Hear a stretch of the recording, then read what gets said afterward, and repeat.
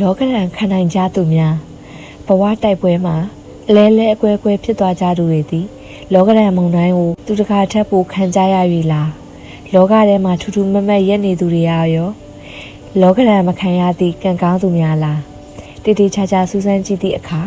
ကံကြမ္မာလဲကံကြမ္မာသို့တော့ခံနိုင်ရေးဆိုတာနဲ့ခံယူတတ်သောစိတ်ဓာတ်ဆိုတာလည်းအများကြီးစကားပြောကြောင်းတွေ့ရသည်အဲလင်ဆိုသောအမျိုးသမီးတစ်ယောက်အစာပိုင်းကတော့သူ့ဘဝတည်အရာရာပြည့်စုံသောဘဝဖြစ်ခဲ့သည်ခင်ပွန်းတရားကောလိပ်မှပါမောက္ခတရားကလေးနှစ်ယောက်လည်းကြီးနေကြပြီအိမ်မှုကိစ္စမများတော့လူမှုရေးအသင်းဖွဲ့တွေမှာတက်ကြွစွာပါဝင်လုပ်ကိုင်နေသည်စိတ်ချမ်းသာစရာဘဝအိမ်နောက်ခင်ပွန်းတဲ့တက်ကရုတ်တရက်လေးဖြတ်သည်အတော်လေးပြင်းထန်သဖြင့်စကားပင်ပြီးတတ်တာမပြောနိုင်ဖြစ်သွားသည်ဈေးရုံမှာကြာရှည်ထားရန်မတတ်နိုင်သဖြင့်အိမ်ပြန်ယူပြီးကိုယ်တိုင်ပြုစုရသည်အဲလန်ဘဝကနေချင်းညချင်းကစင်ကလျာဖြစ်သွားသည်သို့တော်သူအညံ့မခံအရှုံးမပေးသူ့ယောက်ျားဘိန်းတက်ကလထိုင်မှာတက်နိုင်တဲ့များအဆင်ပြေဆုံးနေတဲ့ထိုင်တတ်သွားအောင်နေမျိုးစုံဖြင့်ကြိုးပမ်းလေ့ကျင့်ပေးသည်ဒီကိစ္စအောင်မြင်သွားပြီးသည့်နောက်တွင်အလားတူဒုက္ခရောက်နေသူများအားစိတ်ဓာတ်မြင့်တင်ပေးနိုင်ရန်ရည်ရွယ်၍သူတို့ဇနီးမောင်နှံ၏အတွေ့အကြုံကိုစာအုပ်တအုပ်ရေးသားပြုစုသည်အလင်၏ချီကျူးပွဲအရေးချင်းကသူမ၏ခင်မွန်းတဲ့အား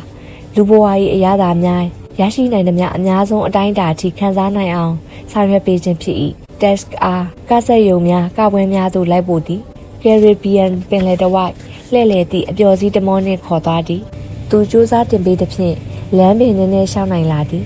ပြီးစကားလဲပို့ပြီးလာသည်ဒီနောက်တွင်တော့ဟိုးအစောကြီးတည်းကစီစဉ်ခဲ့မှုသည့်ဩစတြေးလျခီးစဉ်ကိုပင်တကယ်အကောင့်ထဲပေါ်ရန်သူတို့စိတ်ကူးလာကြသည်အဲလင်ကလောကရန်ရိုက်ပုတ်ယုံများနှင့်ဘဝကြည်ပြတ်မခံသည့်အမျိုးသမီးတဦးပင်ဖြစ်သည်အိမ်နောက်စစ်ဒနီနီဂရိုလီစစ်ဒနီကနောက်တွင်တော့ကဘာတီပုဂ္ဂိုလ်တဦးဖြစ်လာခဲ့သည်သို့တော့အစကမူသူကမွေးတုန်းကဖလော်ရီဒါမှာမွေးတော်လဲငယ်စဉ်တစ်လျှောက်လုံးဘာဟာမာကျွန်းစုမှာကြီးပြင်းခဲ့ရသူဖြစ်သည်ဖွံ့ဖြိုးတိုးတက်ရန်အခွင့်အလမ်းနေပါလာသည့်ဒေတာတစ်ခုသို့တော်ဒီနေရာမှာသူမနေပါသူအသက်16နှစ်အရွယ်မှာပင်နယူးယောက်မြို့သို့ပြောင်းရွှေ့လာခဲ့သည်သူ့အိတ်ထဲမှာပတ်စံ$3ပါသည်သူခေါင်းထဲမှာတစ်နှစ်ခွဲစာကျောင်းပညာပါလာသည်နယူးယောက်ရောက်စားမှာစားတောက်ဆိုင်၌ပကံစီးတီအလုပ်လုပ်ရသည်တိုက်ခေါင်မိုးတစ်ခုမှာအိတ်ဆရာနေရာရသည်အိတ်နေထားနေရက်တည်နေစေကြော်ညာတစ်ခုဖတ်ရသည်အမေရိကန်နီဂရိုစက်ယုံကခေါ်သည့်တရုတ်ဆောင်လိုရှိသည့်ကြော်ညာတစ်ခုတရုတ်ဆောင်အလုပ်ကိုသူဘာမှနားလဲသည်မဟုတ်ပါသို့တော်လျှောက်ထားလိုက်သည်လူတွေးစစ်ဆေးတော့သူကဇညွန်းကိုပင်ဖြောင်းတန်းအောင်မဖတ်နိုင်ဒါရိုက်တာကလည်းတပိုင်းတစနှင့်ပင်ရက်ခိုင်းလိုက်သည်တော်ပါတော့ကွာငါ့ကိုနောက်ထပ်အချိန်တွေမဖြုံးပါနဲ့တော့ဟုပြောပြီးသူ့ကိုပြန်ခိုင်းလိုက်သည်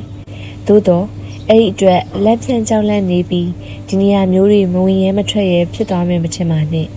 ဒီနေရာကနေထွက်လာပြီးဒီနောက်သူစိတ်ကပို၍ပင်ခိုင်မာပြတ်သားလာသည်ရေဒီယိုတစ်လုံးဝယ်ပြီးအင်္ဂလိပ်စကားပြောလေတံတွေမပြတ်နားထောင်သည်လေယူလေသိမ်းကောင်းသူတွေ၏ပြောဟန်ဆိုဟန်တွေလေ့လာမှတ်သားသည်သူပပြောဆိုသည်မပြတ်လေးခြင်းသည်ကံအားလျော်စွာသူ့ကိုကိုကြီးမိတယောက်နဲ့လည်းဆုံတွေ့ရသည်သူအလုံးလုံးသည့်စားတောက်ဆိုင်စပွဲတို့တယောက်တဘောကောင်းတော်၎င်းပုဂ္ဂိုလ်ကသူ့အားစာဖတ်ကျွမ်းကျင်လာအောင်တင်ပေးသည်အတော်ရည်ချင်းရှိလာပြီဆိုသည့်အခါအမေရိကန်နီဂရိုစက်ယုံတို့နောက်တစ်ခေါက်သွားကအိမ်မှာတရုတ်ဆောင်တင်တဲ့တက်ခွင့်ရအောင်လူကြီးများအားစီယုံပြောဆိုသည်အိမ်နောက်မှာတော့သူဟာအနုပညာလောကတွင်တောက်လျှောက်တိုးတက်အောင်မြင်ကနောက်ခါ၌လဲစစ်ဒနီပွိုင်တီယာအမည်ဖြင့်ကမ္ဘာမှာထင်ရှားသောရုပ်ရှင်တရုတ်ဆောင်တအုပ်ဖြစ်လာခဲ့သည်စစ်ဒနီသည်ရုပ်ရှင်အကယ်ဒမီဆုရရုံများမကတရုတ်ဆောင်ပညာ၌အခြားသောအကယ်ဒမီမြင့်သားများထက်အများအပြားတာလွန်ထူးချွန်သူတဦးအဖြစ်လဲအတိမတ်ပြုခံရလေသည်ဤသည်ကအကျက်အသေးမှာရှင်သန်ကြသူတို့၏တဘောပင်ဖြစ်သည်အခြေအနေဆိုကံကြမ္မာဆိုးများကိုသူတို့ရဲရဲရင်ဆိုင်ကြသည်ကံကြမ္မာသူတို့အားယောဂဗျာများမတော်တဆဘေးဒုက္ခများနစ်နာဆုံးရှုံးမှုများဖြင့်ရိုက်ပုတ်၏မတရားတစ္ဆပေါင်းမှုများဖြင့်ညှဉ်းပန်းနှိပ်စက်၏သို့သောသူတို့စိတ်ဓာတ်တွေကြိုးကြည့်မသွားသူတို့ဘဝတွေပျက်စီးမသွားအဲ့ဒီဖိစီးနှိပ်စက်မှုတွေကြောင့်ပင်သူတို့စိတ်တွေရင့်ကျက်လာသည်ကြမ်းခိုင်တတ်မှလာသည်လောကတဘာဝကိုပို၍သိမြင်နားလည်လာသည်အခက်အခဲသားစီးတွေကိုသူတို့ကျော်လွှားနိုင်ကြသည်ဘဝခီးကိုကြက်တည်ရှိစွာရဲဝံ့စွာ